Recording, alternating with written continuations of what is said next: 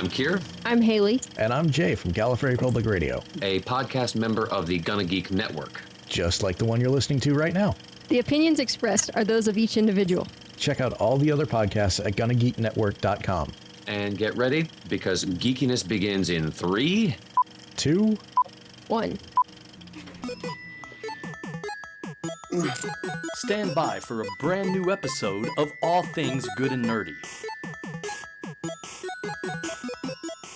Good morning, everyone, and welcome to episode 369 of the All Things Good and Nerdy podcast. This is recorded live on Sunday, August 11th, 2019, and I do have to admit that I am shocked Willie did not make a joke when I said it is episode 369, because I expected a 69 joke out of you, Willie. So what's up with that? 69. I queued him up. Anthony, did I queue him up well enough? I guess. I think it worked.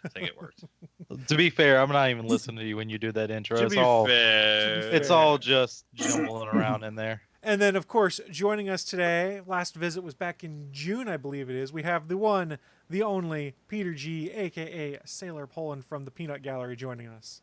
What's poppin', people? Willie's joints are popping right now, it sounds like. Yeah. No, they don't want to pop. It's so painful. I'm sorry, Willie. Was that inappropriate of me to make a gout-related joke? Because if so, It's- I do legitimately apologize. My right arm is out of commission. Like I told you guys, I've been watching My Hero Academia last week. I finally finished it, and Jesus Christ, my arm feels like I used All Might 100% in my right arm. I don't understand. Taylor, do you at least get that one? Yeah, I got it. Thank you. I'm just sitting here waiting to see if everybody else just gives you that blank. Everybody's sitting here with that Brad Pitt look on their face, like they don't quite know what's going on. So There's I don't get this look. I didn't get Well, it. it's a good show. You should watch it. It's the Sky High of the anime world. So, Willie, where can I watch it? If I chose to watch it, is it streaming somewhere? It's streaming on Hulu and in both dub and subbed.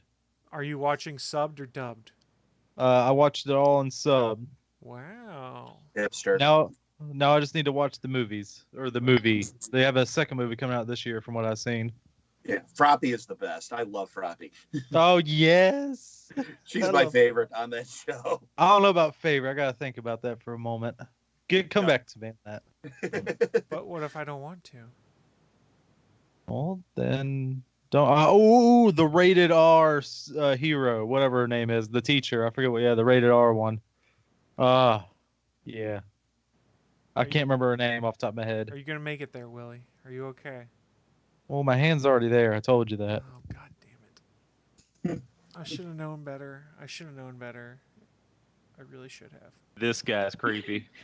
Yep. I'm not thinking about you. So how is that creepy? I'm thinking about an inanimate thing, an intangible thing. Wait, Chris, are we out? Are we going out live? Because it's not showing up in my Chromebook. It's live. Huh. So I can't get the chat room at all. Is it not working on Geeks.live, possibly? No, it's there. Could be. Maybe my Chromebook's just dying and it's not even telling me that it's dying. This is why we need a producer. Yeah? If someone wants to do it for off-screen cheaper than me. producer. An off-screen producer, that takes care of stuff in the background so we don't take time out of the show to talk about technical difficulties. Man, can't get good help these days. I know. We can't even pay someone to be the good help. So I'm not saying you're doing a bad job, Chris. I'm just saying, If someone wants to pay me, we'll stand up the Patreon. Patreon.com. Pay Chris to produce or some shit like that. I don't know. Well, I mean, no, we don't need you to produce because we need you on the feed, like you're talking. We need someone behind it. It's better if I produce and just turn off my camera and let you guys do it. How about that? Ooh, then every cast will be a Ramble cast. Then they'll be awful. How do you know? Let's find out. Let's do No, next week is let's the not. experiment where Chris is we just can't a do next week. producer. We have a special thing next week. I thought Remember? that was 2 weeks out. Because remember, I do have a bump where I thought it was this week. I'm and a it keeps getting producer. Is pushed. what I'm. Can't hear any of it when Willie talks over it. Yeah, I know. That's fair. Willie ruined my bump, and it's okay. And good. It's just as well. Hurts my feelings, Willie, but I can live with it. The bump destroyer. Oh my god, that sounds so dirty. And that has just been clipped and put in the Twitch clip There we go. storing space. I don't remember You're what the right welcome. term is now. Bloody hell. It doesn't matter. I got so distracted that I kind of forgot we're doing an actual show here, and we just kind of fell down that rabbit hole of dicking around on the internet. Sorry, guys. So, hey guys, how's your week been going? Has it been going good as mine? Good, great. Because mine's been doing fucking fantastical. God damn, my arm hurts. Has it cut into your Marvel Ultimate Alliance playing time? No, we did beat it. I did go to a friend's place Monday and Tuesday, and we straight up like played through it, and they caught up to where I was, and we all beat it. 4 players too. That was pretty fun, and that game is lacking a whole lot from the previous 2 games. They took out some features and they didn't add a whole lot back in. Not even graphics. Ooh. Like, I mean, and the graphics are okay. Like, they're not a big problem, but I mean, you could argue the point that Marvel Ultimate Alliance 2 looked better, which it does. But that's not a problem for me. I wouldn't dock it for that. They went for artistic style, and I think it works for them. But I mean, it still does not look as good as Ultimate Alliance 2, which came out 10 years ago. And on much, much older hardware, we might point out. Well, the PS3 and 360. What I said was much, much older hardware. I mean, much older. It's one generation, the last generation. You're the last generation. I don't. Well, I wish complete genocide of the human race. No, is here we with go. me. Oh, good lord. See what you started? I am now the new Galactus, motherfuckers. There's only one way to head this off, and that's just to hit the button and move on to God the news damn of the it. week. I've been played off. Live from the ATGN studios on the internet, it's the news of the week.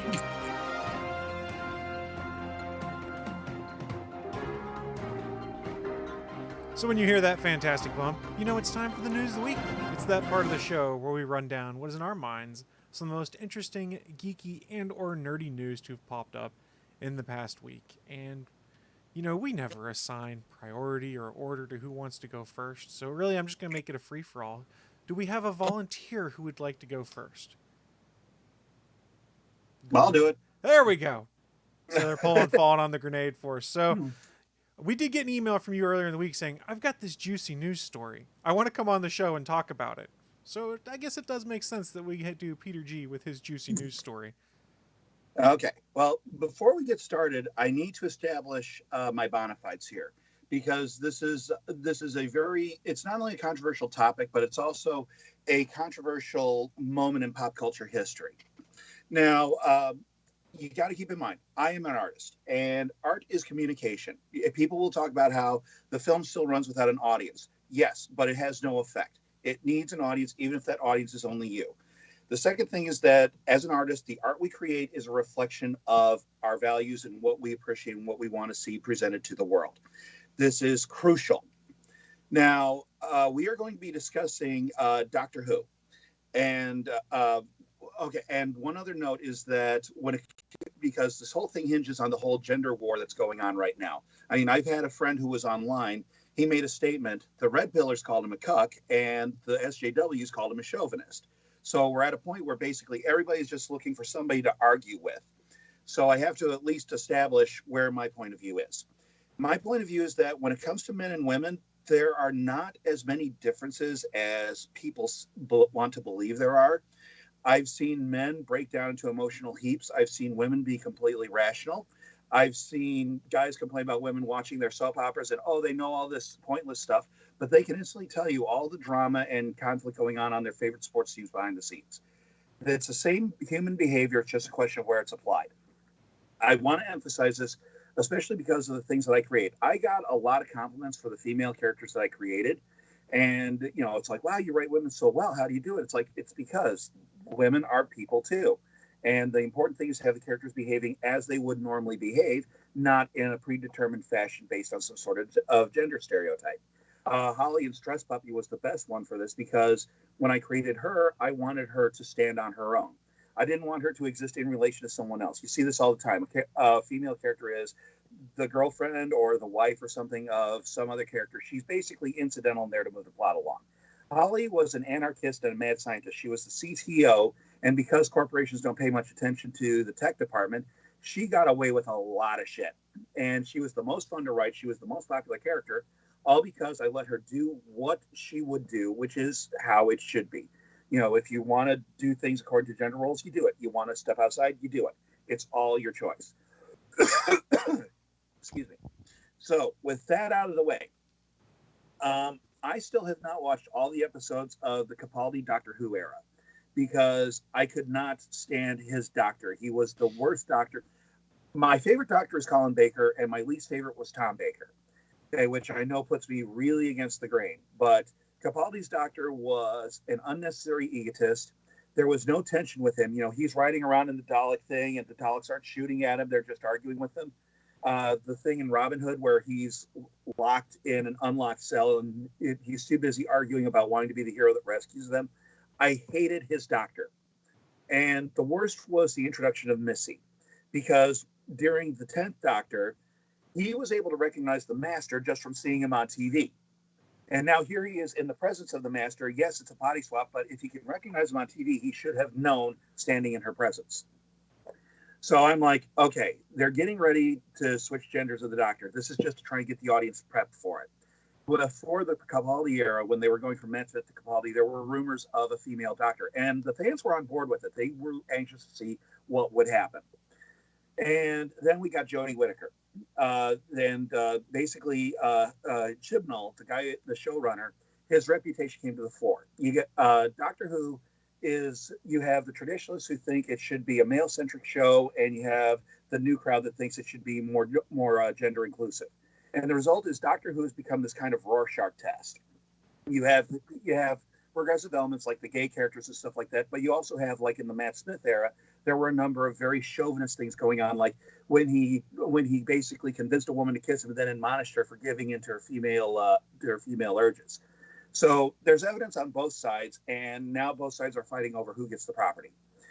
Jodie Whittaker becomes the Doctor. I have not seen a single episode. I refuse to because, one, I didn't like Capaldi, and once again, I haven't seen all his episodes. Two, the first promo for Jodie Whittaker ends with her saying, "I'm hoping that you'll be my friend," which is, A, not something the Doctor has ever said. He and his companion just kind of drift together. And B, it's specifically coming from a female character and not a male. And I'm like, okay, this is not going to go well. I'm staying out of it. So now comes the news. This is a rumor. It's not confirmed, but it's spreading like wildfire. Nobody has disproven it yet. The BBC has not issued any kind of a statement or anything like that. So this is looking legit, but we don't know. We know that the ratings for the Jodie Whittaker Doctor are in the toilet. Despite everybody talking about how, everything's going fine because of the merchandising sales and stuff like that, it is flailing like crazy, to the point where just a few weeks ago, the BBC announced that they were going to have a new direction for the stories, and it was going to play less like Gilmore Girls and more like traditional Doctor Who. According to the rumor, Chibnall, the showrunner, has been sacked. Interesting. After one season. Yeah, well, the conflict, like I said, all this is rumor. So please, it could be entirely wrong, or it could change or something like that. The rumor goes that they were getting ready to do the Christmas episode, and the BBC had one simple directive for Chibnall. They want a Dalek. Just one, just have the Doctor face a Dalek. So he came up with a female Dalek, and this thing was hideously deformed. It was really monstrous looking. The BBC apparently is already being sued by licensees who signed up to make stuff for the Jodie Whittaker Doctor Who season, and the stuff just isn't selling. Nobody wants to buy it. It's the discovery of the BBC. So, Discovery never gets either. I love that we could use Star Trek Discovery like that to reference other programs. we don't call it STD for nothing.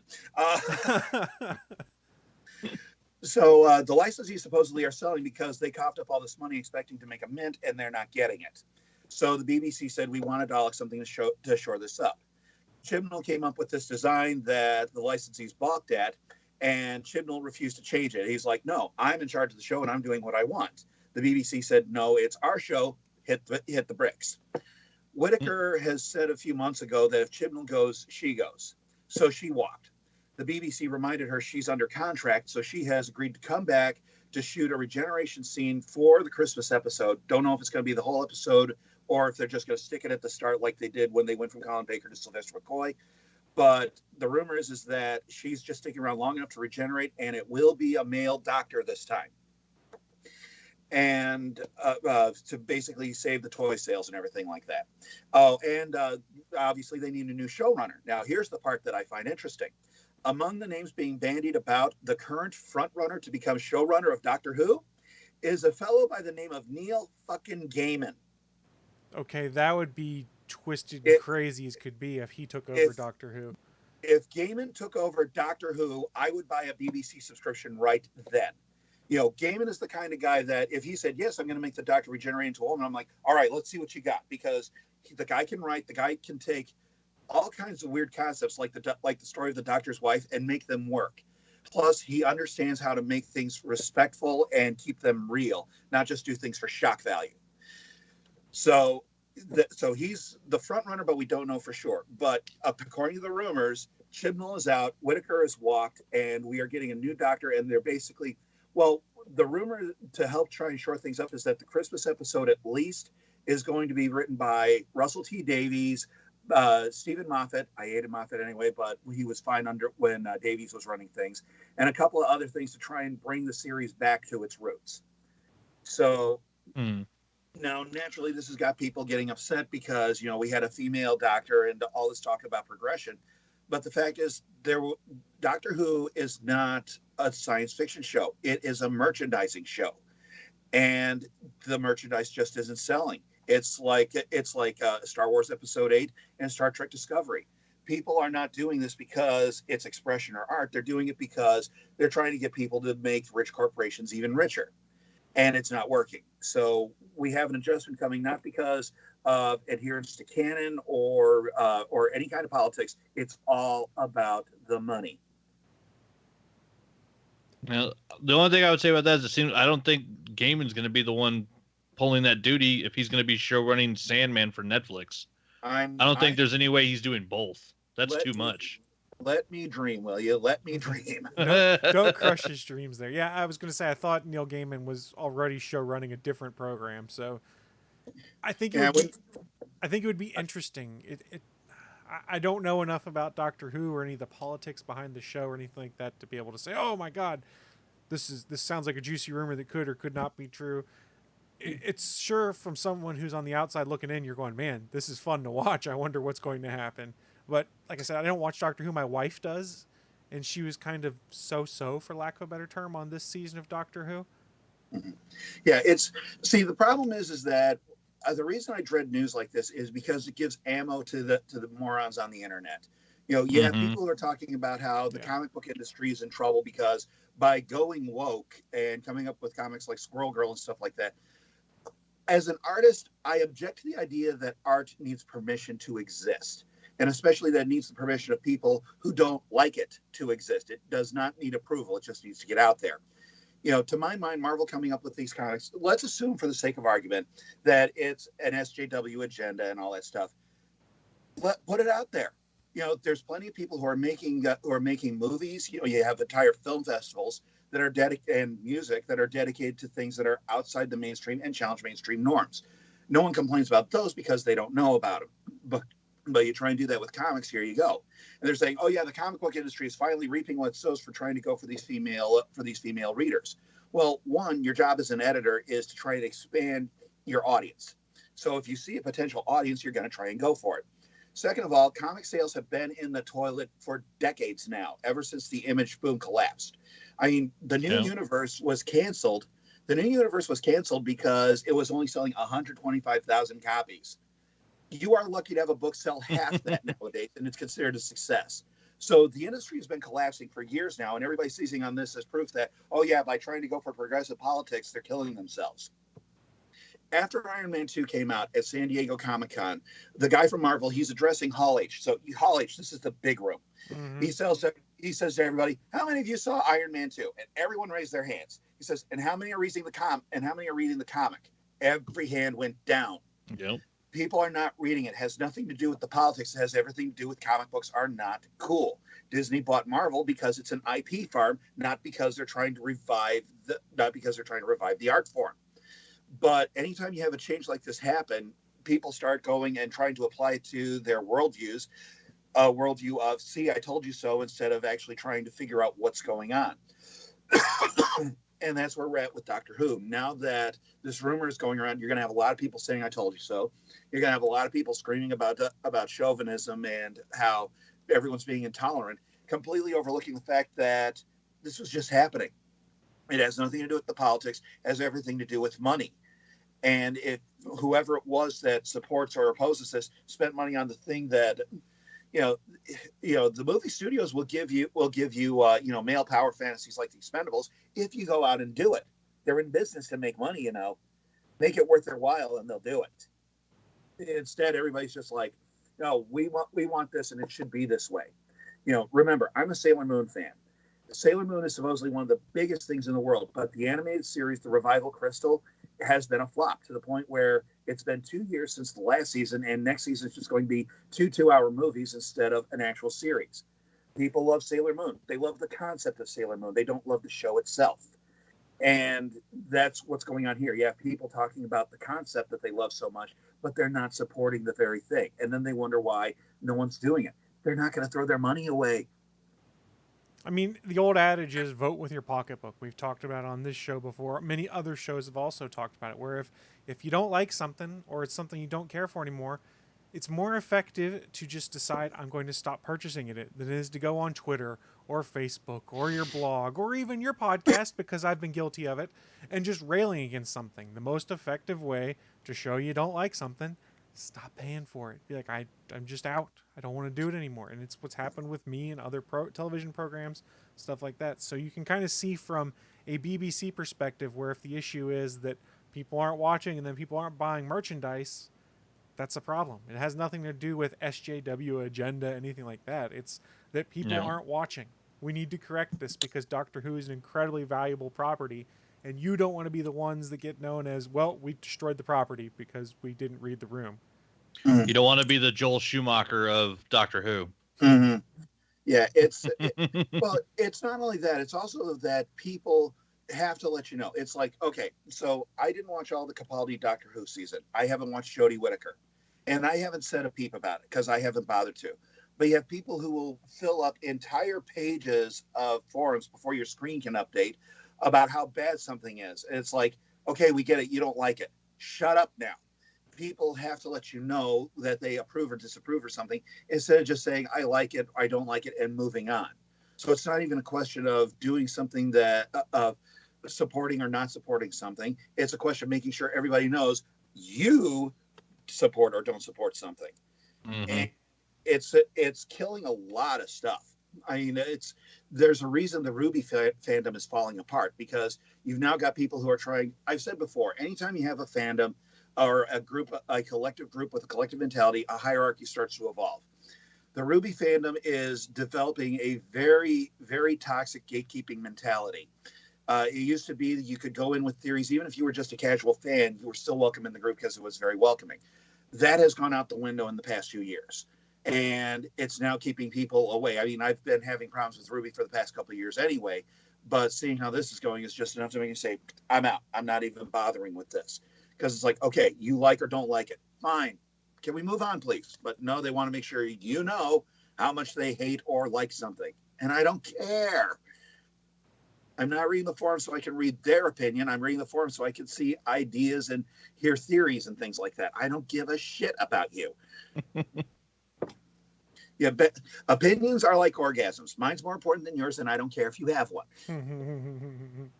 All right, I've been lingering on a question for the longest time. I've been running it around in my head, trying Here's to where figure Willie this says, out.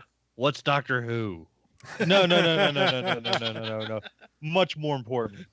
Oh, okay. Do these female Daleks have boobs? Oh, jeez. You'll have to ask Chibnall.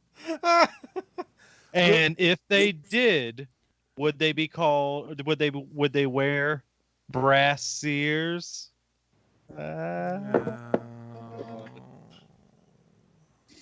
Thank you. I'm out, everybody. He's trying Good to night. kill the show. He's Willie, literally I think trying you're to just kill the stupid. Play him out, Johnny. show. But yeah, so whatever happens with this, you're going to see an explosion of fans for and against, either prove that their point of view is correct. And I always dread this because that's when the discussion gets derailed. So the big rumor is that Chibnall got the thumb from Doctor Who. Whitaker walked. They talked her back long enough to regenerate, but they're going to try and go with a male doctor and shift things back the way they were. And you're just going to have people bitching up a storm. So you might want to avoid fan forums for a long time. Yeah, the fan forums are going to be, what's the best way to put this? Kind of toxic, it sounds like. If what is rumored to be going down actually takes place, and you have a female doctor that leaves the show, gets replaced immediately by a male doctor, whether the intent or not is to make it seem like a female-led Doctor Who era is a failure, people are going to spin it however they want for their own agendas, and then it's just going to lead to all sorts of shittiness, for lack of a better term, out of everyone involved. Well, fandoms have been getting toxic for a while now, and I trace a lot of this back to the marketing that started when Disney bought Marvel.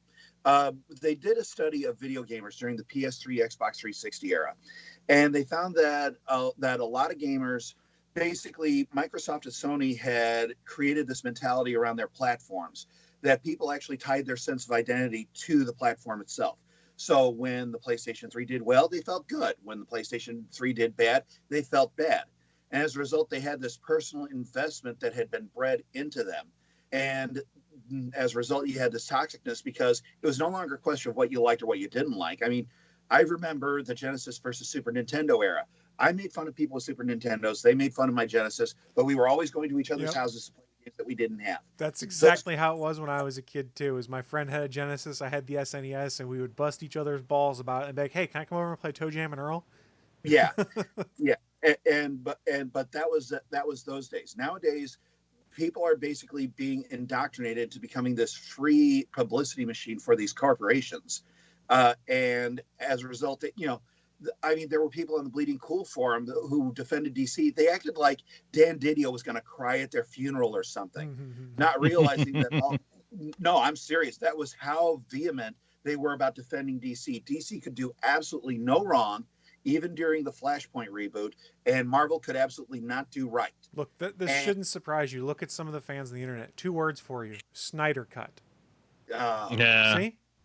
Still a good movie. A lot of those fans are the ones that are going, "We want a Zack Snyder cut. Everything else sucks." Blah blah, and they'll defend it to their dying breath. It seems like, and you go, "Why? How do you feel so strong about it?" I kind of wish I understood why they felt so strong about it, because I don't get it. Your guess is as good as mine. It's like I said, we live in an era where people, it's the hipster mentality writ large, where I'm such a fan of something and it makes me inherently superior. A lot of things out there are not done because people enjoy them, but because it makes them feel, hip and superior to everybody else. You see this in cosplay all the time when people can do something to someone else, or they can create a more authentic look or something. So we're in an era where people want to differentiate. They want to be part of the crowd, but they want to differentiate themselves from the crowd at the same time. I have an ex-friend. I have an ex-friend. His idea of cosplay, it wasn't even closet cosplay. The first time I ran into him at a convention where he cosplayed, he was wearing it was a University of something sweatshirt under a suit jacket. He was cosplaying as Dr. Gregory House. 2 years later, he was there as a Weyland-Yutani employee on his day off. He had a Weyland-Yutani t-shirt. He was wearing his jean jacket and jeans, and he had a futuristic wristband. And then the last time I saw him, he was Dr. Johnny Fever, rock and roll t-shirt and a jeans shirt. And he's like, and you've seen like my Diva cosplay and stuff like that. He's like, "Hey, I'm cosplaying too." I said, "Dude, my Doctor Strange costume," because that was the most difficult one I did, took me 2 months, $150, and a ton of work to make. I said, and here you are in something that you can wear at a convention and people will think you're cosplaying, but as soon as you step outside, no one's going to know you're cosplaying and no one can make fun of you. I let my freak flag fly. You do bitch cosplay. And that was the last time he talked to me. Huh, what a shame. And sounds like some gatekeeping. Yeah, it's like if you're gonna do it right. It's like I may complain about bikini cosplayers, but at least you can tell they're cosplay. Well, there's one cosplay that totally ruins that. Nope. Superboy. It's literally just a black T-shirt and jeans. No, I understand that. I mean, I've seen like there's people who will do they will do Evangelion cosplay where all they do is they put the sync plugs in their hair and whatever they're wearing is just their clothes. Oh wow! There were people who would do Matt Smith cosplay. All they do is put on a fez. Whatever they were wearing. But as long as they had the fez, hey, I'm the 10th Doctor. And I'm torn about because on the one hand, yes, I understand the joke and I understand trying to be clever, but at the same time, it's like, at least put a little effort into it. You know what I mean? But I want a fez. Steely Dan fan. Great song. Yeah. Mm-hmm. But I want a fez. Skull from PvP. Yeah. So going back to the Doctor Who piece of it, it's interesting to see how this shakes out. Then the real question after this would be, who is the next Doctor? And I have just doing some quick Googling and digging around on Twitter. I haven't seen any rumors as to Black who would be Superman. the next Doctor. Well, I mean, Idris Elba would be awesome as the Doctor. But I might have some insight in this. Oh, please, Willie, enlighten us No, with your Doctor Who I insight. legit have heard some stuff. I was approached, and I'm possibly going to be the next Doctor. I don't know what the fuck a Dalek is, or a screwdriver, power driver, whatever the hell it is. But I could be it. It's a privet drive. And now we lost our last Doctor Who fans that were watching this show. Thank you, Willie. Oh, definitely. Well, it doesn't sound like there's a lot of you. Well, there might be, but apparently they're not watching the show, which is the problem. Well, they can't watch me anyway. If they are, get out of here, you freakers. And I sometimes wonder in regards to Doctor Who and some of these more nerd-inclined programs, how many people decide not to watch it live and then just kind of binge it when it comes out on whatever streaming service they care for, something like that. I think that may come into play somewhat, but the BBC is going to have these numbers. They're going to know how many people are watching it streaming and things like that. So if the BBC thinks there's a numbers problem, they're looking at all of the numbers, not just Nielsen ratings here in the United States. Yeah. Mm-hmm. Like I said, it's just that it's something that under any other circumstances, it would just be another event with the show. But the fandom surrounding it is going to turn it into a rallying flag for or against, and I'm just dreading it because fandoms have just gotten so terrible lately. I really, really would rather everybody just chill out and avoid it. No, I totally get that. But we were talking about Doctor Who here, which is rumored to have less people watching it. Let's talk about a show that evidently a metric crap load of people are watching. If you noticed, about 2 weeks ago, Amazon Prime dropped their adaptation of The Boys on Prime Video. Anthony and I had talked about it last week. Yeah, they did. I finally finished it myself, and evidently the numbers have been pretty good. So while Amazon, much like Netflix, hasn't released specific numbers, Jennifer Salke, the head of Amazon Studios, did reveal that it surpassed their predictions. She said in an interview, quote, "We are thrilled that The Boys has surpassed our prediction for viewing in its first 2 weeks and has become one of the most watched Amazon original series by our Prime Video customers. This creates great momentum and excitement for us to get ready for Season 2. Oh, and spoiler alert, they already greenlit Season 2 before Season 1 even aired. So they did have high expectations, it sounds like. It sounds like a lot of people are watching it. They talked to Eric Kripke, who is the co-creator and executive producer of the television program, saying, "I'm so beyond thrilled with response to Season 1, and mainly it's made me get my ass in gear and work even harder on Season 2. I don't want Season 2 to go bigger, I want it to go deeper. A more intense, more insane, more wrenching, more character-driven season. It's one of my only goals to make Season 2 even better than Season 1. Now, I just finished Season 2 literally last night at like 11 Season o'clock. 2? Or Season 1, excuse me. I missed Damn. Season 1. I really enjoyed this show. And Amazon promoted the living hell out of this show because I saw commercials for it on regular TV, commercials on the radio, previews before movies when I went to the movie theater. It's been everywhere. I think it paid off. That marketing budget. Can I have just 8% of that, please? Yeah. I'm just glad to see Garth Ennis actually getting some recognition. I've always loved his stuff. He's Mark Miller with actual focus on what he's doing. All That's right true. now, motherfucker. Garth is I great. feel personally attacked here. But I'm happy to see Derek, the artist, getting to redraw the books inside the show. So the comic book artist that made this comic is actually getting to redraw the version of the boys that's on the show and having that product used in the show. That's fucking awesome. Mm-hmm. And they're both getting some fat ass movie checks. You know they're getting some movie checks. Have we all finished it? I Sailor have. Poland? I don't know if Sailor Poland has watched it. I don't have Prime, but I've heard okay. it's virtually identical to the books, which is the way to do it. Yeah. It's like you see so many things. It's like they try and take away the thing that makes it what it is. It's like, no, if they're keeping it with Ellis, I know the show's it. I haven't seen it, but I know it's good. So yeah, they're doing the types of stuff where they're not making changes because the showrunner wanted to put his stamp on it.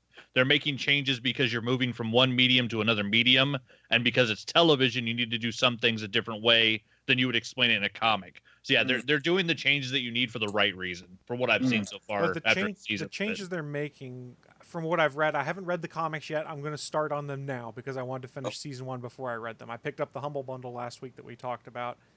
But from the articles I read online, it seems as though they're making changes, like Anthony said, because it fits better on TV. They're not changing the core message behind something to put it on TV. They're tweaking it so that it still has that message, but presents differently. And I do have to say, holy crap, all of the actors they got on this show, they almost all nail their roles. The guy who plays Homelander is incredibly creepy at times, and he's such a good sociopath. Just oozes evil or misguided evil. Or I can't even think of the right term I'm thinking of here, but he's so good. And I went and started looking through his IMDb. I'm like, I don't think I've seen him in anything else other than this. He's so good though, and I'm going to pull it up because there was one thing on his IMDb that made me scratch my head. I think it was Without a Paddle he was in like 2004. Wait, what? Really? Yeah. Who was he in that? The best thing is, watch him in an interview. He is a normal human. That's how good of an actor this guy is. Because he comes across like a stone cold killer. Who doesn't want to breastfeed every now and then? I was going to say he's like Angus Scrimm. Angus Scrimm from Phantasm. You meet him in person, or because he's unfortunately not with us anymore. You met Angus Scrimm in person. He was like your grandpa. Then you go for the picture and you say, boy, and yeah, it on like a light. And yeah, the guy that plays Homelander, like he can turn it on, and man, all his human emotions just go away. Yes. And Willie, Willie, you were asking who he was in Without a Paddle. According to IMDb, he was Billy Newwood in Without a Paddle. To be fair, I also hardly remember anything other than the three main actors of Without a Paddle. I think he might have been one of the three main actors. I have no idea because no. That was Matthew Lillard, Seth Green, and Dak Shepard. Yep, Dak Shepard. See, like I said, it's been forever since I've seen it. Well, like Chris mentioned the Humble Bundle's over, but for those who are interested, the Comixology sale of all the boys' trades is still happening. Oh, evidently, the actor Anthony Starr, I believe is his name, was also in a bunch of Banshee, which I think is a Showtime show. A bunch of Banshee. I like the title. Yeah, but really good casting. I mean, Carl Urban, of course, nails it, but there's not an actor there where I go, man, you cunt. Yeah, he does drop the C word a lot. But oh, come on, just say it, Chris. Out of all of the actors there, I cannot think of anyone that I'm like, oh man, they're not carrying their weight. I've really enjoyed everyone they've brought into that show, and it's just kind of a good example of, hey, take and adapt something, put it into a short run season, and you can do a lot with it still. It's 8 episodes, but it's 8 1-hour-long episodes, basically, and it covers a lot of ground, and it looks gorgeous, and it kind of makes you go, what the fuck just happened from time to time, because it's insane. And because there's only 8, there's no filler episodes. Yeah. I'm going to praise it, and then I'm going to tear it down a little bit. Ooh, Willie, go ahead. The best line in the entire show was when what's his name, the main from the very beginning, the nothing guy, Huey. Yep. Huey. Yep, Huey. When he meets Ezekiel, I think that was right, Ezekiel. Yeah, that sounds right. And he goes, "You played my butt like jazz." That was the best damn line ever. And then now to tear it down, the fucking ending. They better have gotten picked up for a second season, because if they ended like that, I literally just said they got a second season before. I know, no, I know that. I'm building upon that, you motherfucker. I said I'm glad they did, because if they didn't, That I'm would have betting been fucked up. because of the way they ended it. They ended it like that, knowing that they'd already been greenlit, and so they're like, okay, we can do this ending, knowing that we're coming back for a second season. That and ending so was bullshit. Angel, Stargate Atlantis, lots of things think that you're going to get another season and they don't. That ending was still bullshit for that show, though. Just because they we're escaping, we're in the middle of escape. Well, we're not just coming back to that at all. Like, no, you're in the middle of this. No, you need to. This dude just had a heart attack. You need to do. No, what the fuck you? Come on, I need some little bit of closure. Just like if they just like, all right, we're all here, we all got out. Oh shit, and now they're on us for out of nowhere. Like that would have been okay, but just nope. That we didn't even fully escape yet. Like fuck you. I mean, I'm all right with the whole Butcher thing going with Homelander. I was okay with that. That's a nice little cliffhanger. That's all right. But the rest of it was like, the fuck, man. Now I'm done. You get spoiled by binging because you don't have to wait a week for a cliffhanger or anything. I love Breaking Bad, and I remember being on pins and needles for months at a time until the new season started. That last season was fantastic, and I was just on edge the entire time between 5 and 6, wondering how this was going to end. I remember like the first year of reading The Boys as it was coming out. The comic would do that shit to you all the time. Like it seems like the whole team's about to die, and you gotta wait a month to find out what happens. Yeah, Garth is real good at setting up like expectations and then taking a hard right turn, fucking over all the characters, and going, "See you next month. Maybe it'll turn out okay." All right, Garth. This is for you, Garth. I know you're listening. You a bitch. I still enjoy you, but you a bitch. Wow. Those are I still very much enjoy you. Garth might end you. Like he can do it. He's deadly. I'm all right with that. Oh, well, yeah. It's like, okay, so you're in a cage match, and your choices are Garth Ennis or Simon Beasley. Who do you pick? I'll take them both on. I don't give a fuck. Ennis easy because I know what Simon Beasley looks like in real life. Yeah, I'll take them both on. Beasley used to be a professional wrestler, so a handicap steel cage match. Let's do this. Can we wait for Beasley my arm is to get huge. better? Can we wait for my arm to get better, and I'll do it. Beasley's a mountain. I Who is it? don't. It's Beasley, Jusko, and then Dan Panosian, the penciler and inker. Dan Panosian is also huge. Like he's a bodybuilder, but like he looks like he's a guy that should be at a gym show selling creatine, but he's drawing comic books. I'm okay with this. I don't mind. I'm still gonna take on the challenge, motherfucker. Now, if you're going to take somebody on, take on Dave Sim. He's a pushover. Can I at least have Carl Urban in my corner being a manager yelling at the bad guys saying, calling them cunts the whole time? Can I at least have that? That'd be fun. That Yeah. would be entertaining. In all honesty, Or if I wanted calling to me fight a one of cunt them, for losing. if Either I was way. gonna fight one of them, I would fight Greg Capullo because it would be an entertaining fight.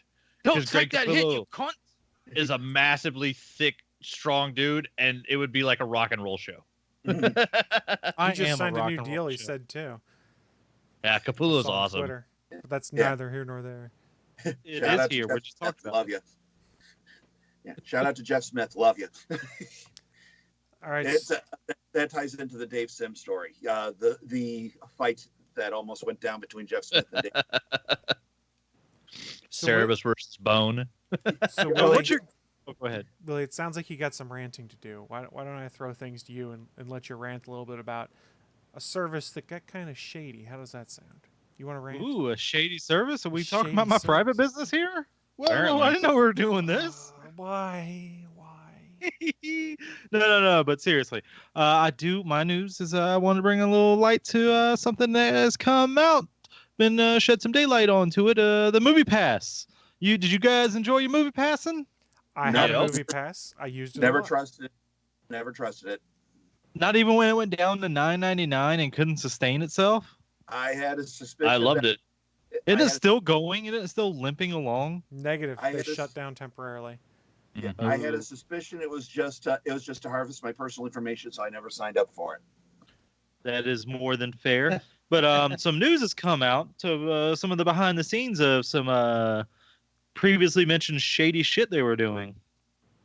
It's come out that if they thought you were kind of using your pass a little too much, your unlimited pass, they want to limit you down a little bit more by just, going in there and changing your password without your knowledge. So, yeah, have fun with that. Oh, you want to go see a movie? Change your password. We've already changed it for you. Figure that shit out. Yeah, it's shady as hell, but it's just one more shady thing that company did. Let's be honest. I was willing to compromise a little bit to get $9.95 a month and watch a bunch of movies. I lived that out. I quit the service when they started putting in their limited seating bullshit and things like that, where it was still not unlimited. Well, they made it so basically it wasn't unlimited anymore. This doesn't surprise me. It's just more shadiness out of that company. I mean, I'll give you that they've done some shady shit, but this is a new one I haven't heard of a company doing before. Yeah. Going in and changing your password for their service. Well, actually blocking users from using the service that they're paying for, that's about as shady as you can get as a company. What are you That's got to be illegal, right? Probably, but how are you going to launch a class action lawsuit against a company that's got no money anymore? Yeah. They can't do it to Disney for Star Wars Land. What makes you think they're going to do it against MoviePass? Remember I told you that Star Wars Land was practically dead? It turns out the reason they grayed out and wouldn't let the annual pass holders in was they were fearing oversized crowds, and that was their attempt at crowd control. So, that backfired pretty bad. But you had people who paid over $1,000 for their pass who were being told, you can't do that. So MoviePass is just kind of following suit. It's like, yeah, we're giving you this great, first one's always free, kid. But then when it starts actually cutting in the bottom line, we need to make some adjustments. Hopefully no one notices, but they do. So you have no recourse. So here's the thing that MoviePass did that was a good thing, though, is it helped shape the industry now. Because look at it. You've got AMC that's out there with their unlimited plan now. You've got Regal that just launched their unlimited plan last week. So it proved that there was a market for it and that people wanted it. Yes, these services cost more than MoviePass did, but that probably makes them a bit more sustainable to those companies. Yeah, it's for a reason. It's basically like $20 a month for either of those services for unlimited movies, literally as many as you want, no blackouts, stuff like that. So while the company MoviePass sucked and their end makes us laugh a lot, they sort of proved the fact that there is an appetite out there for unlimited movie consumption and that people will sign up for it. I'm surprised there's that many movies worth watching in a month. I think it just varies. I mean, honestly, what I found happened when I had MoviePass is I'd go see the big blockbusters I always wanted to see, of course, and then I was more willing to take a chance on something that I saw a preview with and went, that could be interesting, that I was normally waiting and saying, I'll go watch it on Netflix or I'll wait to pull it out of a red box and rent it that way. So in the regards to MoviePass and the Regal plan, it's got me going, hey, these movies are stuff that I kind of went, that could be interesting. And I'll actually go and do it. And it's a cheap date night. Well, not only that, but also it gets you in the theater. And let's face it, concessions is where they make most of their money, not on the ticket sales. Exactly. You go in the first weekend of release, they see maybe 10% of the box office if they're lucky. But they keep all of that popcorn money. So that's why popcorn and a soda cost $20. Mm-hmm. That's why I don't ever get popcorn. Yeah. It depended on the movies or the month that the movies were coming out. But yeah, when the 3-4 months I had MoviePass, I went and saw probably 20-25 films that I wouldn't have seen in the theater if I didn't have MoviePass. Because I'm going to my opening day VIP seating to go see my Marvel films, but then there were random comedies that came out that I'll never pay to see a comedy opening day in a theater. Did you go see Uncle Drew? No, I don't think that was out during when I had my MoviePass. You should have. That's a great movie. Well, I went and saw a couple of random movies that I probably wouldn't have paid to see in the theater, but because I had MoviePass, I went and saw them. Yeah, so the stupidity of MoviePass screwing customers by changing passwords and stuff shouldn't surprise anyone. We knew that company was shady as hell, and they did nothing to try and reinforce the fact that they weren't. And here's the thing. They're not technically gone yet. While the service still exists, it's in a suspended state while they try and figure out how they can continue to move forward. So theoretically, they could come back. Cinemia shut down, which was one of their competitors. But honestly, if you're MoviePass now and you're looking at 2 theater-supported unlimited plans, I don't think you're coming back. Because, I think I'd rather give my money directly to Regal because I don't have to worry near as much about what they're going to do with my data. Or with just random bullshit of you can't see this movie today because we've decided you can't see it. And I'm like, but I'm on an unlimited plan. How does this work? This is you're limiting my unlimited plan, you assholes. Well, that unlimitedness has an asterisk right beside it. Did you not read the fine print, It didn't asshole? when I signed up for it, and then they just did an update to their terms of service. They added fine print, which is a very different thing than having it there when you first sign up. Right, and I talked about the Regal service a couple weeks back, and it does not have a lot of those limits that was put into it. Neither does AMC's for the most part. Now, caveat, AMC only lets you see 3 movies a week. But let's be honest, most people who are getting these services were seeing 1 or 2 a week if they were lucky. There are the heavy consumers that'll just be like, F this, I'm watching a movie every day. Or the people that are like, I want to make sure Avengers Endgame gets more box office money. I'm going every day. Because there was the dude on Reddit that went like 96 times to Avengers Endgame. Jesus Christ, dude. Yeah, that's what I said too. How many thousands of dollars is that?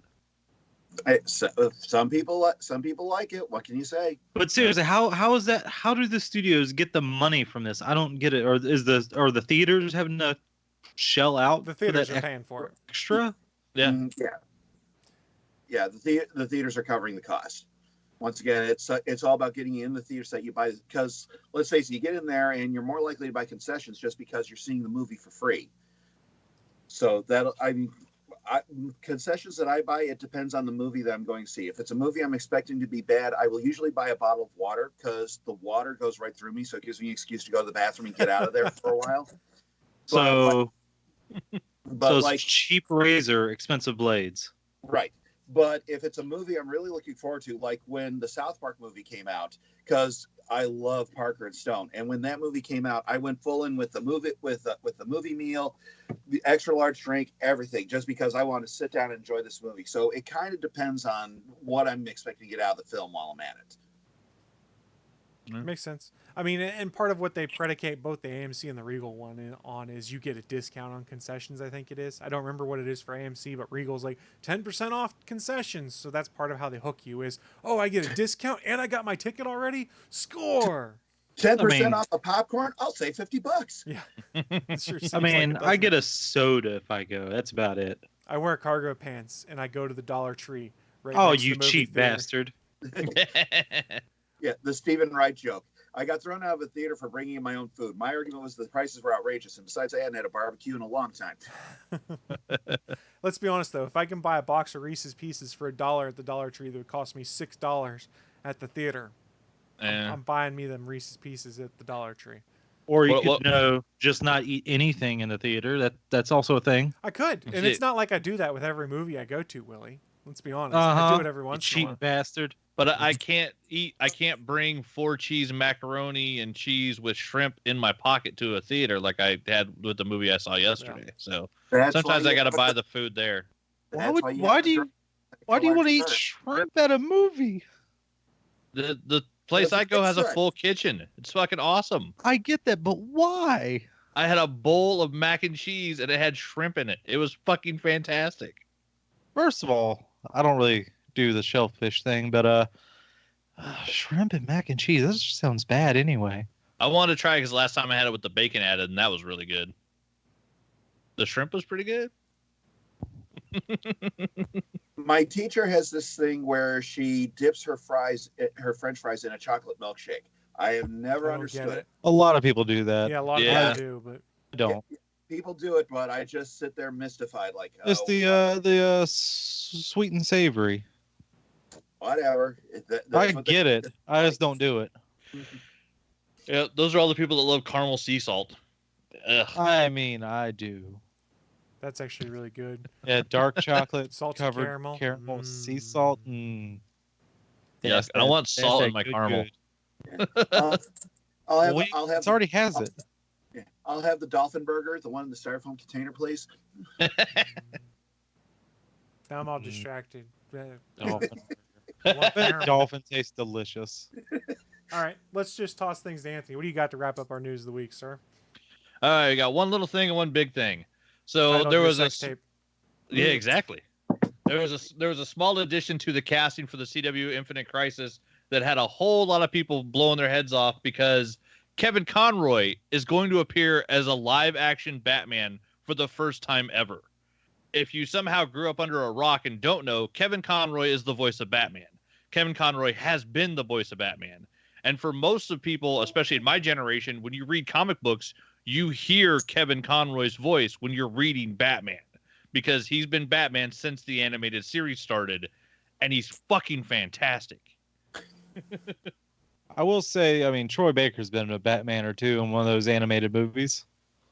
No, Kevin Conroy defined it. Kevin I said he Conroy is has Batman. been. I didn't say he was Baker's the he's been greater. a couple, but no. Yeah, Kevin Conroy is the basic, for most people, he is the one and only Batman. And it's going to be awesome because on Crisis on Infinite Earths, they're bringing, we're getting Brandon Routh back as the Superman Returns Superman. We're getting possibly Linda Carter as Wonder Woman. They're getting, who was the other one? Basically, everybody that's ever starred as a live action something almost in DC is being brought in if they can get them to do this Crisis on Infinite Earths crossover. And we're going to see for the first time ever a voice actor getting to do the live action version of a version of a character that they played, which is just fucking fantastic. Sidebar: are we going to get Kathy Lee Crosby as Wonder Woman? No. I don't think they're going back that far. But allegedly we are getting Burt Ward as a much older Robin. No, they haven't said who Burt Ward is. They just said Burt Ward was in it. That's true. I can't think he's Red gonna be anything. Hood. Can't think he's gonna be anything other than Robin. I'm gonna be honest. I'm gonna think it's awesome if he's rocking a little tiny pair of tight green shorts, because if he's got the balls to do that at his age, that's impressive. I mean, you can't have those balls to wear those tight greens. It'll redefine the scene in the Lego Batman movie. Oh, I can't even look at you. Oh. It will. But yeah, so that, as if I wasn't already looking forward to the Infinite Crisis crossover, I'm looking forward to it even more. To see Kevin Conroy playing like the old man Batman is just going to be so cool. But we finally have what looks to be the much lauded and screamed about but never produced Netflix killer. Disney Plus has now decided that they're going to put out a bundle to try to actually do the one thing that all the other streaming services have tried but have failed to do. For those that don't know, I had always been on the Netflix basic plan, so I had been at the $7.99 that got bumped up to the $8.99. But from what I understand, most people now do use the standard plan, which is the $12.99, where you get the HD, 2 screens, and unlimited everything, blah, blah, blah. And so $12.99 is the price that the majority of Netflix users pay. In their newest meeting, Disney put out that their bundle will be Disney Plus along with Hulu and ESPN Plus for $12.99 a month starting on November 12th. So they hit that very specific price point because it matches the majority of Netflix users. So now they can say, hey, we're taking all the Disney stuff, all the Marvel properties, eventually everything's going to come off of Netflix. It's all going to be on the Disney streaming. And then, if you also have a family that likes sports, like if the dad in the family wants to watch sports, we're bundling that in. And since we own Hulu, we're going to add that to it as well. So if you want anything Disney, you want anything Hulu, and you want anything ESPN, you can get all that in one, basically bundle, which will give you 3 different apps to replace your Netflix. And from the way they're doing it, like, it sounds like a really good idea, especially if you are a sports fan. If you're aware, the UFC is now being moved over to ESPN and coming off of the Fox Sports stuff after all the differences that have been made at Fox with the Disney deal. So they've got ESPN is going to have MLB, NHL, MLS, Grand Slam tennis, Top Rank boxing, PGA, college sports, rugby, cricket, the full library of all the ESPN films, and then the upcoming UFC fights all will be on the ESPN app. I mean, that along with Hulu and with all the Disney Plus shows that they're going to create, all the Disney properties, like, it looks like they might actually have a chance of putting a dent in Netflix. Netflix doesn't make me watch commercials. Hulu does. So that'll be a question of which version of the Hulu you this get. This is in the ad-supported one from whatever. Is it? Yep. Oh, and is there no way to... are they doing this only as a bundle? Can I not just get just Disney Plus? Yes, you can. In the Verge article I read, they only talked about the bundle, but I'm betting we're going to get different versions. There's going to be like... They've already priced out Disney Plus. It's $7.99 a month or $69 a year. For the regular. Because I already got the Hulu that I fucking love. I don't want commercials being put into it. There probably will be a discounted version where you can get Disney Plus and then Hulu, or Disney Plus and Hulu with no ads for like, $1 or $2 more. There'll probably be, different price things for every different way you can bundle it. That's the reason I have a Spotify, and they offer like, I think it was like a free Hulu subscription. It might have been 3 months of Hulu for free, and I was tempted to do it, except for it was the commercial Hulu, and I was like, no, I don't. I'm not gonna do that. I know it's free, but fuck it, I don't want that. I don't want commercials. God damn it. So fuck you, Spotify. I think I love you, Spotify. I think this is being misbilled by many as a Netflix killer. It's not a Netflix killer. It's going to dent them. It's probably going to hurt a little bit, but they're complementary services. Netflix has programs that I would want to watch that I can't watch on any of those things. It's all going to come down to original content. I don't care as much about, oh, Friends is on this service now. I never watched it on Netflix. I don't care. So it's interesting. I know. It'll impact I never thought them specific some, but... shows. I never thought specific shows would do it. This is the one where I'm seeing them adding in that bundle of the people that want to watch their ESPN sports, but they also still want to get rid of their local television and cut cable. So this is what I'm seeing. That really is like let that's you cut cable because you don't get local channels. Now some of that stuff goes on Hulu that would be on those locals, but it's not like it's an actual cable cutting service like you would have like PlayStation View, YouTube TV, Sling TV, or something like that. So these are all still just complementary services to whatever your primary source is for watching television in most cases, I would argue. I don't know. I'm going to argue that it's going to put a bigger dent in Netflix than anything else has so far. It's entirely possible. I mean, I don't wager that Netflix is running scared or anything like that because... No. And I know there's a lot of folks that are in the same boat as Willie and I that are like, yeah, this bundle sounds great, but I don't want commercial version Hulu. If they have an upgraded version of that bundle that allows me to get rid of commercials, I'd consider it because my wife's already paying for Hulu that we're using. So I look at it this way. If you bundled the Hulu with the Disney Plus, you get ESPN for free. Well, and also, I don't care about the ESPN part either. I really just don't care. I don't even need that at all. Then depending on your plan, it's almost just as cheap to buy them separately. I don't know. It depends. How much is your Hulu per month, Willie? I can't remember. Yeah, $11.99. That's fair. So $11.99, and if you bought a year of Disney Plus up front, it's basically what, like $6 a month then? So you'd be talking $17.99. I guess technically it'd be cheaper to go the bundle route if there was a commercial-free plan. Look and see. Wait and see. It's interesting. Remember, though, Disney Plus is supposedly not going to have anything over like PG-13. They're going to put their more adult-oriented stuff on Hulu, is what the rumor is. I'm all right with that just because I want some of that what if. Give me that what if. That's on Disney Plus. I know. That cartoon's going to be awesome. Well, that's what you're talking about, the PG. It does make sense, though. I mean, I knew at some point they would have to figure out a way to differentiate the more kid-friendly version and the adult version. So it makes sense that they're going to have...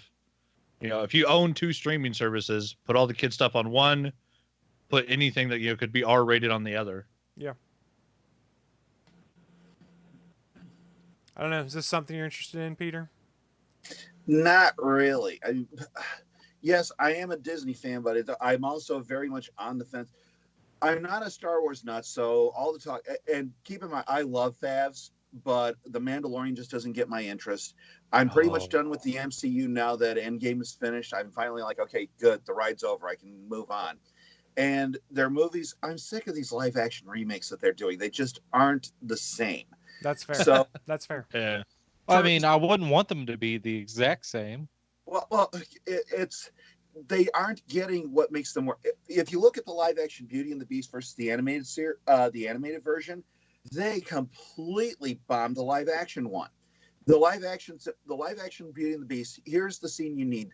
The scene where Belle tells the Beast she needs to go home to her dad. In the animated movie, she tells him this in his chamber, and the entire time he's looking at the rose. He knows what is going to happen if he tells her that she can go. And you can see the conflict in his head and how much it tears him up when he tells her to go.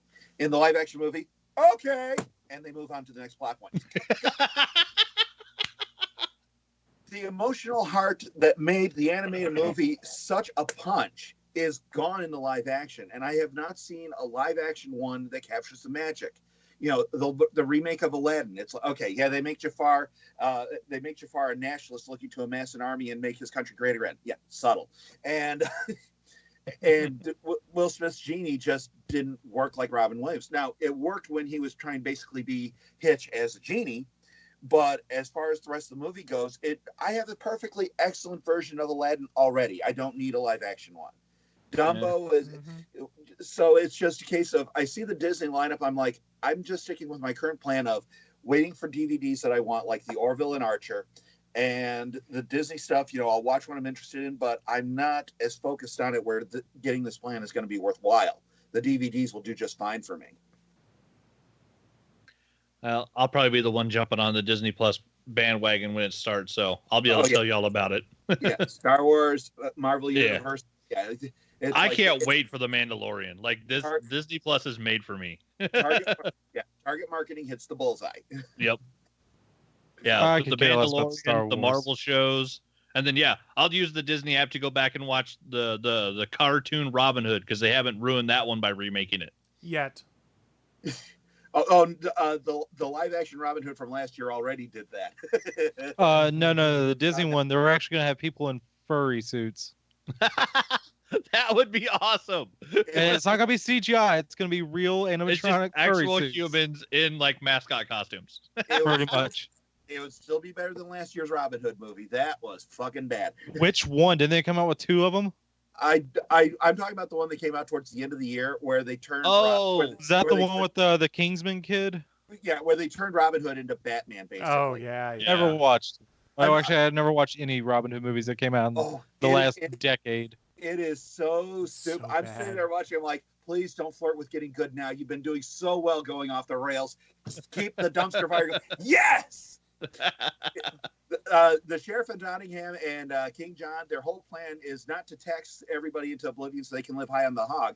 It's so that they can fund rebels to help keep the Crusades going to keep King Richard out of the kingdom. So they're mixing. It was never part of any of this. The arrows when they give them a sound effect to make it sound like a gunfire. And there is a rapid fire arrow shooter that does sound like a machine gun. Oh my god! I'm so glad I never saw that movie. Yeah. I'd have movie past it though. I bet. I have a thing for bad movies. I'm sitting there. I'm like, yes, oh yeah, but all of this. That is delightful. It is just so. It's people who are so convinced that they're going to make a powerful political statement, and just it's Ed Wood, but with a political bent instead of just doing a garbage sci-fi movie. They had no clue how far they were going off the rails. They just kept chasing that light, and it was from an oncoming train. And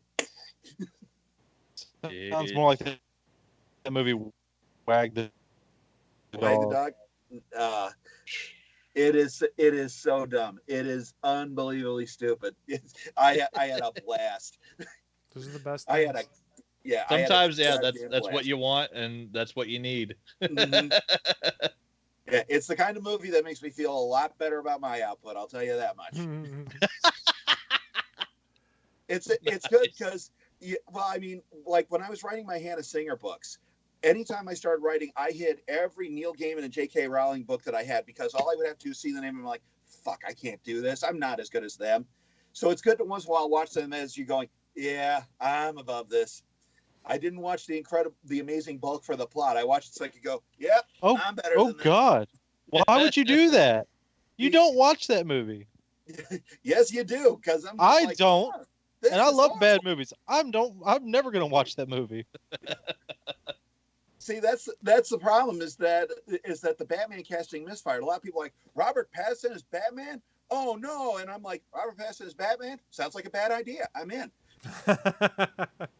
I'm withholding judgment on that because I've seen that kid do good movies. It's not his fault. He just happened to cash a couple shiny vampire paychecks. I understand he was just working, but you're talking about a script that has been a mess for the past 3 years that even Ben Affleck couldn't fix. So he may be a perfectly fine Batman, but the rest of this movie is going to blow dicks, and I'm going to enjoy it. Yeah, but we're talking about two separate things here. You're talking about Robert Pattinson's Batman, and then you talk about the Incredible Bulk. No. All Willie has to say is just no. No. No. These Mr. Apples and no. spacecrafts we're comparing here. Whoa, that's He's Ted from Scrubs. No, just no, Oh. I don't wanna. But you're gonna. no. Pill up, you're going in. Well, guys, looking at the time, it is time for us to start wrapping the show up. How we wrap that up, longtime viewers and listeners, you probably know we have a little segment called What I'm Into. It's our chance to share with you guys who are watching live or listening at a later date just what kind of geeky and or nerdy things we've been getting into, so that maybe, just maybe, you'll want to check them out yourselves. What we're going to do here is kind of go through those things, and we're going to power through it because we got about 10 minutes before we hit the hour-and-a-half mark, roughly. So we'll try and stay close to our normal time limits. So let's start things off with our special guest, Peter G., a.k.a. Sailor Poland. What have you been getting into? Well, next weekend there's a new anime convention called Anime Magic, and I'm going to be covering it for Bleeding Cool, and I'm trying to get a couple of interviews while I'm there. After that is Wizard World Chicago, which has finally updated its guest list this week, but there's still a bunch of George Wendt, who's a Chicago native, so he probably just lives down the street. They're going to have Mark George Wendt? Yep. What? I want to go. I thought you'd be going just to see Momoa. Momoa is pretty much Who? the only big name that they've got. Jason Momoa. Who? I'm sorry, George Wendt, motherfucker. Yeah, they got Mark. They got. I keep getting his name mixed up. If it's Mark Jacobs or Mark Jackson, he plays Isaac on the Orville. He's going to be there. Him. I'm actually interested in trying to go and see. I also hired a photographer to get some cosplay pictures of me, so that I actually got something posed decent for a change. So I'm basically looking at 2 weekends of running around the convention scene and just trying to. Here we go. So celebrity guests, and these were some of these were just added this week. Jeff Goldblum, Zachary Levi, and Emma Caulfield, Carrie Elwes. They're going to have Kevin Conroy. Steve Gutenberg will be there, but only Friday. Oh, boy. Richard Grieco. Steven Gutenberg? Wow. TJ Booker? Yep. Henry Winkler. Yeah, Mark Jackson. That's his name. Jackson. Yep. Yeah, Kevin Conroy. Dean Cain is going to be there. And Dean Cain? Hell yeah. Superman. This is Wizard we're talking about. This is pretty much as good as they can get. Wait, Wizards of the Coast? No, Wizard World. Okay, good. Thank God, because Wizards of the Coast are. Bleh. We should be so lucky we'd at least get Gary Gygax in there. George Wendt. Yeah. I'm still trying to figure out why they brought in Cheryl Teagues. What she has to do with comic books, I have no idea, but there she was. Wizard World no longer has hardly any relationship with comic books. It's just a celebrity con. It's not even, I used to go just because there were people I didn't see any other year. This year, Janice Davis won't be there. Tom Richmond won't be there. Dave Dorman, who is just Chicago and lives down the street, won't be there. Graham Crackers Comics, the biggest comic book chain in the Chicago area, not going there.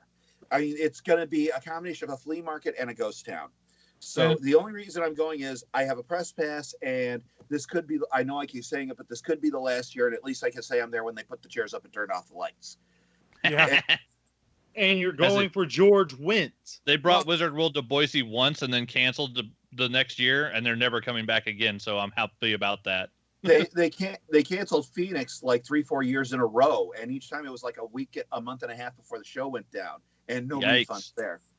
Yeah, the thing I'm wondering about is the Sheamus brothers are back in the convention game, and they have the Ace Comic Con coming to the exact same place in Rosemont in October.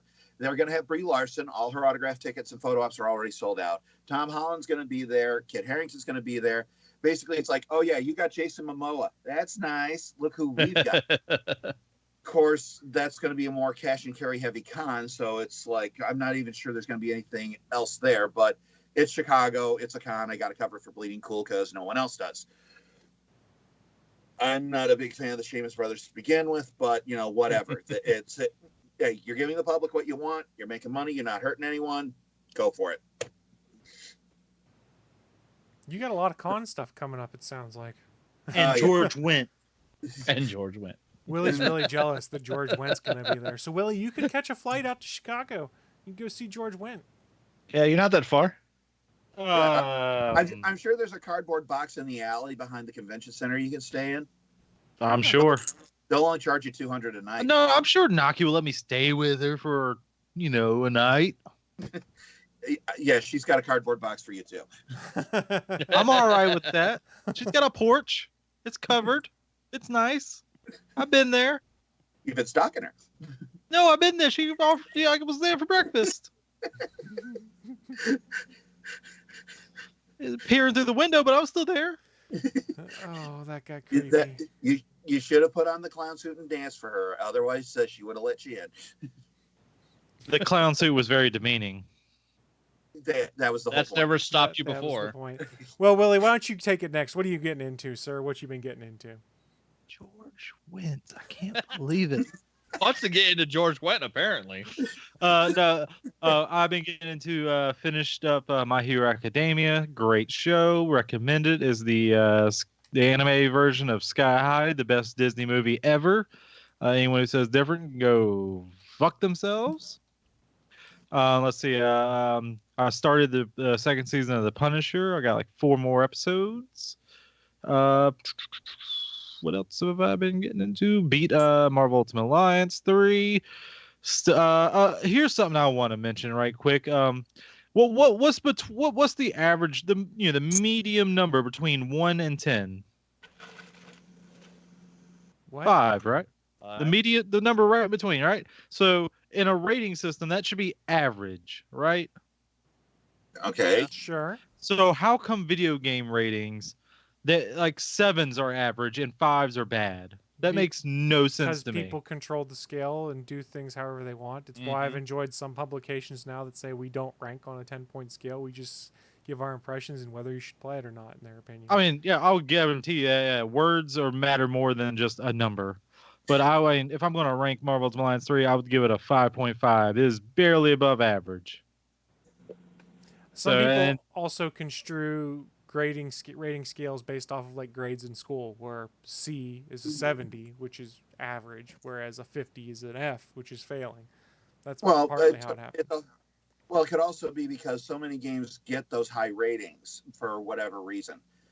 Back in the days of the NES and the Super Nintendo and stuff, I collected GamePro magazine, and unless the game was made by Atari for the Atari 7800, I never saw any game get lower than a 3 or a 4 for anything. And typically it was 4s and 5s. Even when the game was complete shit, they still ranked them all very high. So as a result, it's like, okay, yeah, the game got a 5, but you got to skew that back because they'll give just about anything a 5. Yeah, fair. So it could be the average rating is because so many people overload the rating system to begin with. They just figure, yeah, anything below this isn't worth calculating, so don't bother. Well, we need to start doing better about that because 5 needs to be average. Like, that's just like average because that's what it is. It's right there in the middle. Well, Willie, you should make the Willie grading scale and try and push it out there to all these publishers and whatnot and see if they'll adopt it. 5 out of 10 inches. The WGS Willie grading scale. I have great hopes for it. I'm sure you do. But yeah, that's because my friends were looking at me like, this is better than a 5.5. I was like, no, it's like just above average. So that's a bad game. Like, well, no, it's not. That's wrong. Well, all these other places, well, fuck those other people. You had people complaining when Breath of the Wild would get an 8 or a 9 out of 10 instead of a 10. We live in that kind of era where the numbers are supposed to be artificially inflated. So the scales are weighed differently. They're skewed. I'm still saying Breath of the Wild did not deserve that Game of the Year it got that year in the Game Awards. Should have went to Horizon Zero Dawn. It is a better game. Just saying. I played them both. I'm not being biased in this because I played them both. It's just better quality. They're both good, both great. Horizon Zero Dawn just a little bit better. And plus, it's giant robot dinosaurs, man. That's fucking awesome. And Turok Transformer Hunter. It's fun. Yeah, it's fucking amazing. Female-led character, and there's none of those tropes of like I can do this and I'm a woman. Like, no, she's just doing it. It's awesome. But other than that, Plants vs. Zombies 2 should have gotten it. Don't feed the troll. First of all, no, it shouldn't have, because on mobile, that shit is all full of microtransactions. That's So the future. no, it should.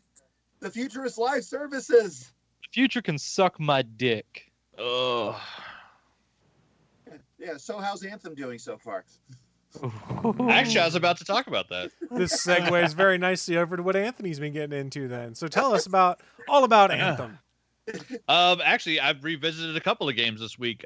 There's been a couple of huge patches of No Man's Sky, so I went back in and did some nice meditation, just sat around and wandered and mined, and I love that game for just not doing anything. It's the funnest thing ever. But yeah, they've had some huge changes, and it's literally been almost a year since I played it, so I had to like relearn the controls. I couldn't remember how to make my goddamn ship take off from the planet that I was on, so it took me about 5 minutes. It's like, where the hell are the control listings and the new updated UI and all the new changes to they change everything, but it's awesome. It's like the game's still beautiful. They keep improving it.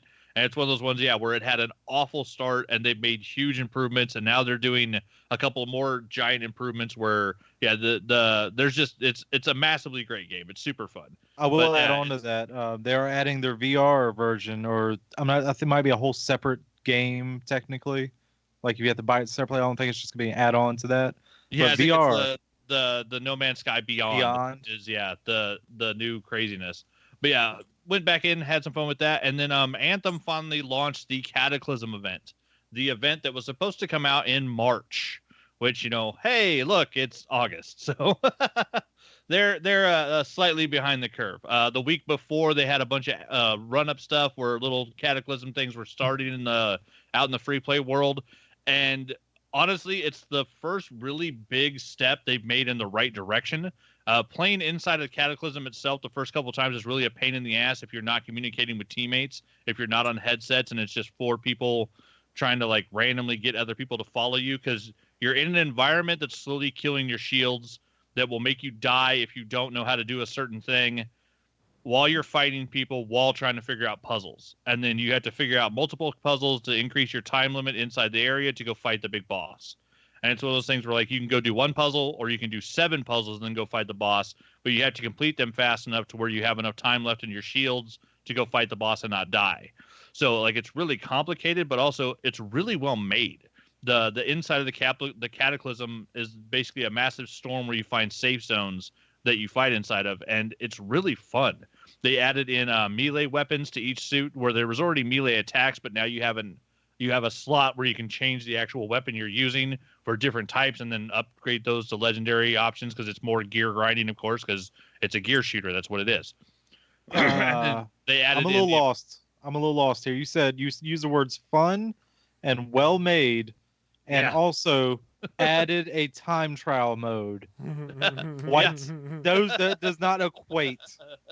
No one likes time trials. You don't have to do the time trial mode. I've already watched a video where a guy figured out that with one type of the Anthem suits with the Javelin, if you use a storm, you can actually do all of the puzzles yourself, and you don't have to have another team member with you. So even if there's 4 people in the Cataclysm storm, if they all run off to go do puzzle number 1 as a storm, you can actually fly over to puzzle 2 and do puzzle 2 by yourself, and then you can go do puzzle 3 by yourself.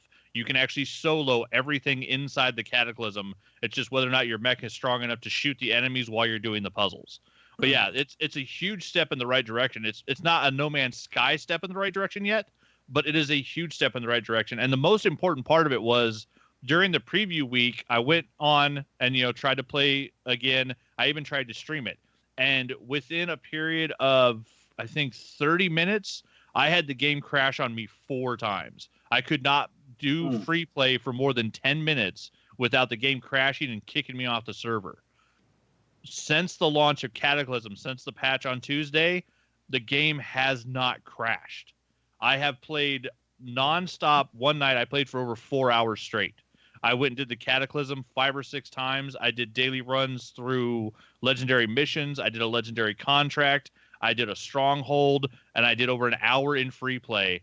And the game was stable the entire time. I was utterly surprised. Are you telling me the game is actually playable now after how many months? As of the last time I logged into it, Anthem is currently playable on my regular PS4. I don't know if you can play it on Xbox. I don't know if it's stable on the PC. I don't know if it's good on the PS4 Pro right now. But as of this moment, this is the most stable the game has been since its launch. It's playable. You can play it. Right now, I'm Congratulations. telling you, it's playable. Yeah, it's taken way too long for it to get to that point. And then they added in they added in a new currency system that deals with the Cataclysm, where you basically breaking stuff and completing things, you get crystals, which the cosmetics in the game are incredibly overpriced for like buying a suit to have, you know, a full cosmetic change to like the way your Ranger or your Colossus looks. They added in a full new suit that you can buy with the crystals, where you change the Colossus to look like a tank made out of like grown crystals. And I was able to buy that after playing the Cataclysm events for like 2 days.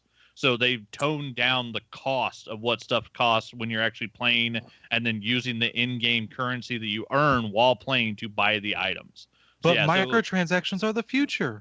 Yeah, well, I'm still not giving them any more money, so they got to give me something that I can do while earning it by playing in game. But yeah, I actually went in and had some fun. So yeah, I've had fun with No Man's Sky this week. I had fun with fucking Anthem this week, and then I've got up to level 69 on the Battle Pass on Apex Legends. I'll be playing some more of that today. So yeah, I've been playing basically everything except Dead by Daylight, just because I got a little bored of it again. I'm sick of just toxic fucking survivors. I go in and play as a killer, or if you play as a survivor, nobody wants to help. They just run away. But I'm not a toxic survivor. You're not toxic, but when I play with you, I have to play against rank 1 killers, and they're toxic as fuck. Well, on the 13th, let's play it together again. How's that? That sounds good. But yeah, other than that, I went to a movie yesterday. I went and saw Hobbs and Shaw, which is when I had me a big bowl of mac and cheese with shrimp and some popcorn and a big soda, and that was just a goddamn fun movie. It's exactly what it's supposed to be. It's Fast and Furious Presents. When those words are in front of anything, you know exactly what you're going to get. And it's fucking The Rock and Statham just talking shit to each other for 2 hours. A whole bunch of bitch slaps and explosions and car chases, and it's just fucking fun. And he's Idris Elba. He's one of the most charming men on the planet. And his version of Black Superman is fucking fantastic. The fight sequences are well done. The action's great. It's another notch in the franchise. Fast and Furious 9 is fucking just super fun. So yeah, if you've waited and haven't gone to see it yet, it is worth seeing on the big screen. It is a huge, big blockbuster action film. It was really enjoyable. And then Willie will like this. I picked up 2 pops that I found at a sale, and guess what? They're both movie villains. So I got the first pop I've ever seen with a little white goatee, which is awesome. I got Corvath from Captain Marvel, the limited edition Funko exclusive one. And then I saw this one, and I didn't know they were doing the Child's Play 2 version of Chucky, and I love it because it's the Hot Topic exclusive Child's Play 2, and it's the one where his bottom half is chopped off, so he's on the cart. So he's got the little bloody nose, he's got the hand that's a knife, and he's wheeling himself on the cart because he doesn't have legs because he'd been chopped in half at that point. Now pull it out of the box. Open it. No. Pull it out of the box. Oh, staying in the box. Open it. Yeah, I think. Oh, and then I got caught up on House of X and Power of X. Jonathan Hickman's taken his big brain and attacked the X-Men world the same way he did with the Avengers a while ago. And it's a massively interesting story. A couple people in the Fantasy Comic Book League mentioned the fact that he's made Moira McTaggart one of the most interesting characters in the X-Men world, and nobody saw that coming. And it's a weird crossover event where one book is taking place now in the X-Men timeline, and the other book is taking place in 3 separate futures, if I'm remembering correctly, because it's Hickman and he's got a big brain and it's hard to keep track of shit. But it's a really interesting idea that he's moving forward with, so I'm excited for those. And then I read the first issue of Absolute Carnage. The crew from Donnie Cates and Ryan Stegman that were working on Venom are doing the Absolute Carnage event, which the first issue came out. It was huge. It's an oversized, like $9 comic, and it was totally worth it. Carnage is basically like a cosmic god at this point, and is trying to kill everybody who's ever worn a symbiote. And so there's a reason for it, of why he's doing it. And if he does it, like, things are going to get worse for the entire universe. And so Venom actually has to go to Spider-Man to get help. And just seeing that play between those 2 characters, seeing Eddie Brock having to ask Peter Parker for help, like, that was worth it for the comic alone. And then honestly, Stegman drawing Cletus Cassidy this version of Carnage where there's really no physical limitations to him. Like Carnage has become way more than Carnage ever was before. And so the way he's drawing the artwork is just fantastic. And it's going to be one of those crossover backs where they have like, you know, Absolute Carnage, Miles Morales, Absolute Carnage, Ghost Spider. Like there's going to be a ton of crossover books, but the main book itself definitely looks like it's going to be worth it. I added it to my pull list. It was a really fun first issue and full of fucking craziness. Seeing Venom and Carnage, you know, going toe to toe after all these years where, you know, Venom is almost basically a good guy at this point, and Carnage is so much more than just a soulless psychopath. Like he's almost an indestructible god at this point. Like it's batshit crazy, but it was a really fun comic. Yeah, that's it. That's what I've been getting into. All right, so I will wrap things up. Pretty simple stuff. I've been busy with work.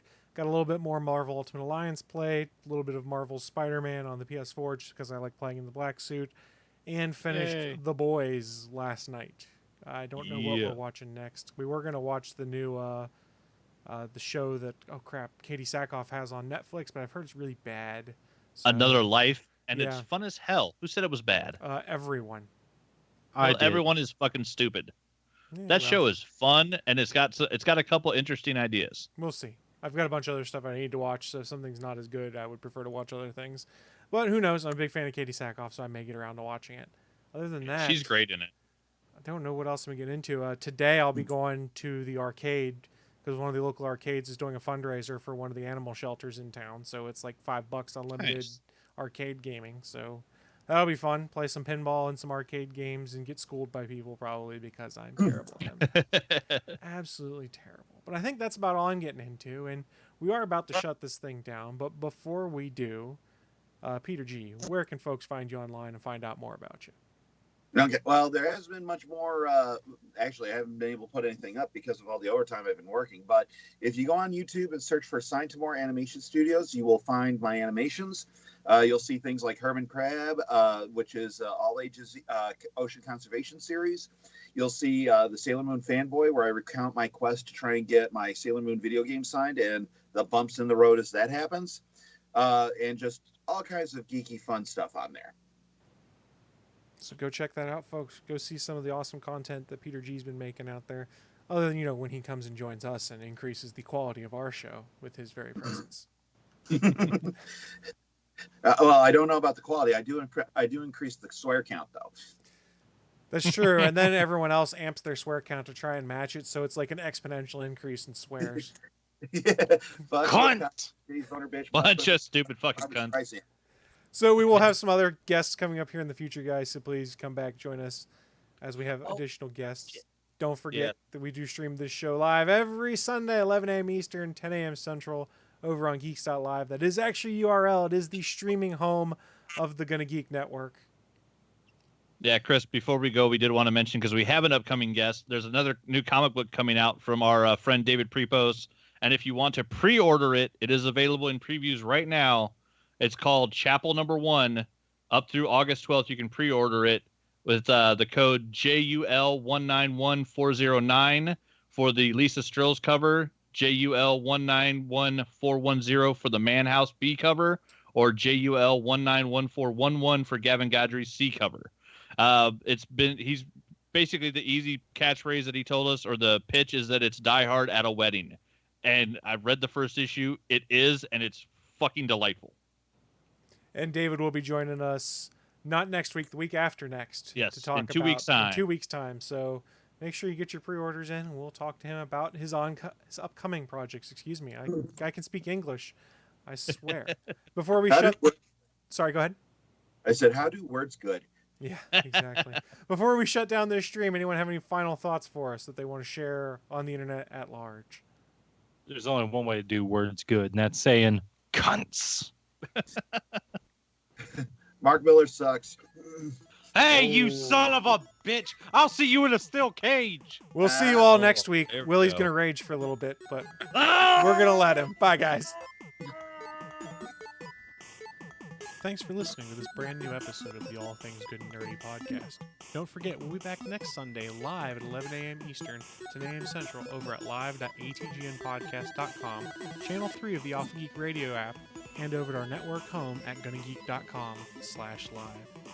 If you have any feedback for the show, please contact us atgnpodcast@gonnageek.com, on our hotline number at 304-806-ATGN, or even better, go to Twitter and send us a message at ATGN Podcast. The music you've heard in this show is produced by Kevin MacLeod and can be found at incompetech.com.